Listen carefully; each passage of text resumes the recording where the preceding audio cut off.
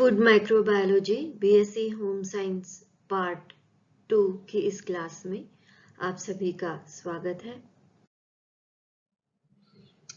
आज हम पढ़ने जा रहे हैं पहली यूनिट का आखिरी टॉपिक। इस टॉपिक का शीर्षक है संदूषणकारी सूक्ष्म जीवों के उदाहरण के साथ खाद्य संदूषण के प्रकार अथवा types of food spoilage with some examples of causative organisms.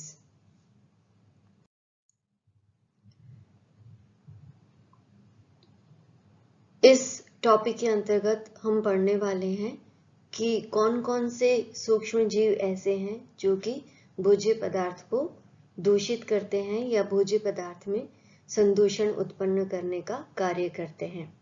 इन सूक्ष्म जीवों के बारे में हम विस्तार से पढ़ेंगे और ये कौन से प्रकार के भोज्य पदार्थों में या किन किन भोज्य पदार्थों को दूषित करते हैं इस बारे में भी जानेंगे। विभिन्न प्रकार के सूक्ष्म जीव भोज्य पदार्थों को कार्बन व ऊर्जा के स्रोत के रूप में उपयोग में लेते हैं।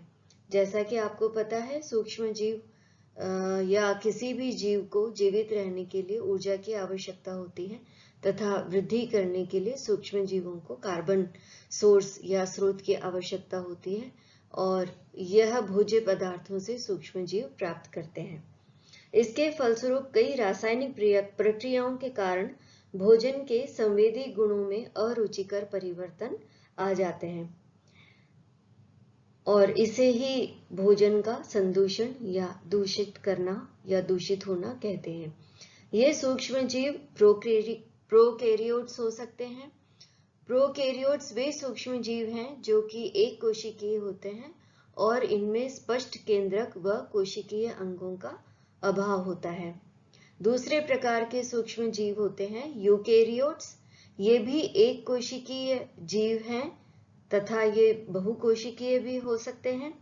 एक कोशिकीय यूकेरियोट्स वे होते हैं जिनमें स्पष्ट केंद्रक व अन्य कोशिकीय अंग उपस्थित होते हैं, उदाहरण के लिए यीस्ट।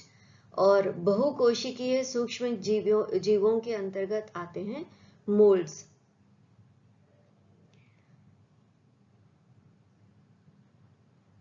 कुछ सूक्ष्म जीव कई प्रकार के दूषित भोज्य पदार्थों में उपस्थित हो सकते हैं, जबकि कुछ भोज्य पदार्थों के चयन में विशिष्टता रखते हैं। एक दूषित भोज्य पदार्थ में सूक्ष्म जीवों की कई प्रजातियां उपस्थित हो सकती हैं, लेकिन मुख्य रूप से कोई एक सूक्ष्म जीव उसके संदूषण के लिए उत्तरदायी होता है और इसको कहते हैं स्पेसिफिक स्पॉइलेज ऑर्गेनिज्म या SSO। एक दूषित भोज्य पदार्थ में विभिन्न सूक्ष्म जीवों की संख्या घटती बढ़ती रहती है और कौन से प्रकार के सूक्ष्म जीव उसमें अधिक मात्रा में या कम मात्रा में रहते हैं, यह भोजन में पोषक तत्वों की उपलब्धता और उसकी समाप्ति पर निर्भर करता है।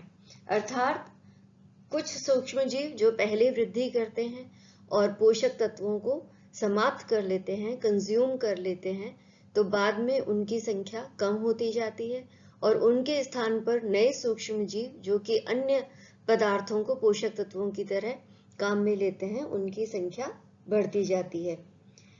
कुछ सूक्ष्म जीव इस प्रकार के यौगिक उत्पन्न करते हैं जैसे लैक्टिक एसिड जीवाणु तथा मोल्ड्स, जो अन्य सूक्ष्म जीवों को अपने साथ पनपने से रोकते हैं।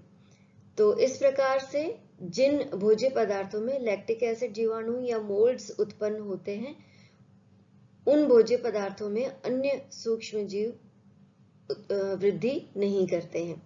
प्रदूषित करने वाले सूक्ष्म जीव मिट्टी, जल, जानवरों के आंतों आदि में रहते हैं तथा वायु, जल तथा छोटे प्राणियों जैसे मक्खी, मच्छर आदि इंसेक्ट्स द्वारा फैलते हैं। निम्न सूक्ष्म जीव मुख्य रूप से भोज्य पदार्थ को प्रदूषित करते हैं या संदूषित करते हैं। इनके बारे में हम पढ़ेंगे। तो सबसे पहला है यीस्ट। ये पहले प्रकार के सूक्ष्म जीव हैं और यीस्ट एक प्रकार के कवक या फंजाई होते हैं। इनको वृद्धि करने के लिए तरल माध्यम सबसे माफिक होता है या तरल माध्यम में ये अधिक वृद्धि या आसानी से वृद्धि करते हैं। इसके अतिरिक्त यह मोल्ड्स और मशरूम के विपरीत विषैले तत्व भी उत्पन्न नहीं करते हैं। यीस्ट ऑक्सीजन की उपस्थिति तथा अनुपस्थिति दोनों परिस्थितियों में वृद्धि कर सकता है, इसलिए यह फैकल्टेटिव प्रकृति के होते हैं। ब्रेड व अल्कोहल युक्त पेय पदार्थों के उत्पादन में यीस्ट को प्रयोग में लिया जाता है, ताकि इनका जो आटा लगाया जाता है या डो लगाया जाता है ब्रेड बनाते समय, तो उसमें खमीर उठाने के लिए यीस्ट का प्रयोग करते हैं। इसी प्रकार से अल्कोहल युक्त पेय पदार्थों के निर्माण में भी यीस्ट का प्रयोग किया जाता है। ये अधिक शर्करा व नमक युक्त भोज्य पदार्थों में वृद्धि कर सकते हैं, इसलिए मैपल सिरप, अचार व सॉरक्रोट को प्रदूषित कर सकते हैं। इसके अतिरिक्त ये निम्न पीएच मान वाले फल व फल व उनके रस में भी उत्पन्न हो सकते हैं। इसके अलावा मांस और चीज को भी खराब करने में या उनको संदूषित करने में सक्षम हैं। संदूषण के लिए उत्तरदायी यीस्ट 4 प्रकार के होते हैं। पहला, ज़ाइगोसैकेरोमाइसिस। ये जो स्पीशीज है या जेनेरा है, ये शर्करा और लवण की उच्च सांद्रता पर भी वृद्धि कर सकते हैं, इसलिए ये शहद, सूखे मेवे, जैम तथा सोया सॉस का संदूषण कर सकते हैं। इसके अतिरिक्त दूसरे प्रकार के यीस्ट हैं डिबैरियोमाइसिस, हैंसेनी। ये 24% लवण की सांद्रता में वृद्धि कर सकते हैं और मांस, चीज और ओलिव को क्योर करने के लिए इस्तेमाल में आने वाले ब्राइन वाटर का संदूषण करने के मुख्य कारक हैं। इसके अतिरिक्त तीसरे प्रकार की यीस्ट हैं सैकेरोमाइसिस स्पीशीज। ये ब्रेड और वाइन के उत्पादन में उपयोगी होते हैं, परंतु कुछ वाइन व अल्कोहलिक पेय पदार्थों में ये गैस, टर्बिडिटी व दुर्गंध उत्पन्न करते हैं, और यह जो दुर्गंध है वह हाइड्रोजन सल्फाइड गैस व एसिडिक अम्ल बनने के कारण उत्पन्न होती है। कुछ प्रजातियां फलों पर तथा फलों से युक्त योगर्ट में वृद्धि करती हैं तथा कुछ ताप प्रसंस्करण की अवरोधक भी होती हैं। यानी अगर भोज्य पदार्थ को उच्च ताप पर प्रोसेस किया जाता है, तब भी इसकी कुछ स्पीशीज हैं जो कि भोज्य पदार्थ को संदूषित करने में सक्षम होती हैं।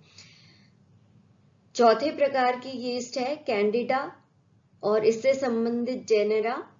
ये हेटेरोजीनस समूह है और इनमें से कुछ मनुष्य में भी संक्रमण फैलाते हैं। ये फल, कुछ सब्जियों तथा डेयरी उत्पादों के संदूषण के कारक हैं। डेकेरा ब्रेटेनोमाइसिस फर्मेंटेड भोज्य पदार्थों जैसे अल्कोहलिक पेय पदार्थ व कुछ डेयरी उत्पादों को दूषित करते हैं और इनके द्वारा वोलेटाइल फिनोलिक कंपाउंड उत्पन्न किए जाते हैं, जो कि भोज्य पदार्थों में अरुचिकर गंध उत्पन्न करते हैं। आज हम इतना ही जानेंगे यीस्ट के बारे में, और अगले लेक्चर में हम जानेंगे दूसरे कौन से सूक्ष्म जीव हैं जो कि भोजन के संदूषण के लिए उत्तरदायी हैं। उसमें हम पढ़ेंगे मोल्ड्स और बैक्टीरिया के बारे में। धन्यवाद।